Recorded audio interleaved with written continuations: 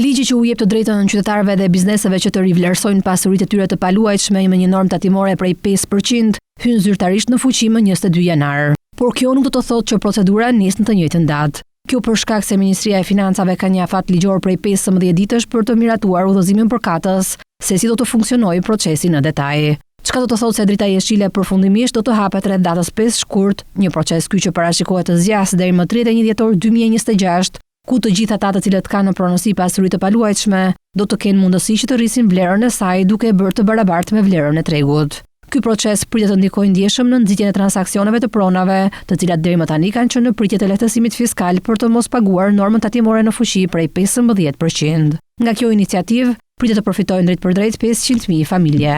Referuar ligjit, kërkesat për rivlerësim të dorëzuara pranë Agjencisë Shtetërore të Kadastrës, për të cilat janë kryer pagesat e tatimit, por nuk kanë përfunduar procedurat administrative nga ASHK-ja brenda datës 31 dhjetor 2026, konsiderohen objekt rivlerësimi sipas këtij ligji dhe procedurat administrative përfundojnë deri më 31 mars 2027. Por cilat janë procedurat kryesore që përcaktohen në ligj dhe që duhet të ndjekin qytetarët për rivlerësimin? Rivlerësimi mund të bëhet nga një ekspert i licencuar për vlerësimin e pasurisë së paluajtshme, nga institucionet përkatëse ose nga drejtoritë vendore të Agjencisë Shtetërore të Kadastrës. Në rast se individi vendos që të kryejë rivlerësimin me vlerën e tregut, atëherë ai zgjedh një ekspert të licencuar. Aplikimi të tij për rivlerësimin e pasurisë së paluajtshme i bashklidhet edhe akti i vlerësimit të ekspertit. Në këtë rast, drejtoritë vendore të Agjencisë Shtetërore të Kadastrës përllogarisin bazën e tatueshme, e cila llogaritet si diferencë ndërmjet vlerës së pasqyruar në aktin e vlerësimit të ekspertit dhe që nuk mund të jetë më e vogël se çmimet fiskale në fuqi në momentin e rivlerësimit dhe vlerës së regjistruar të pasurisë ose vlerës së rivlerësuar sipas ligjeve të mëparshme të rivlerësimit,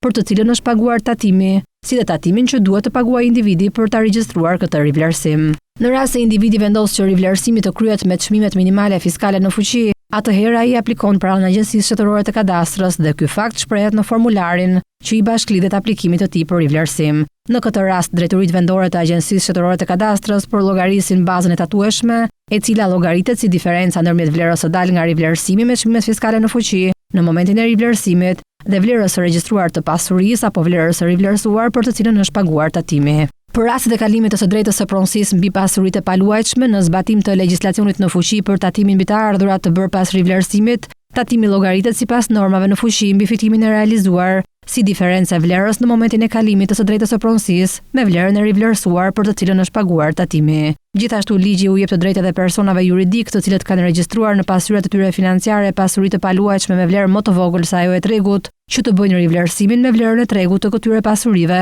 brenda datës 31 dhjetor 2026.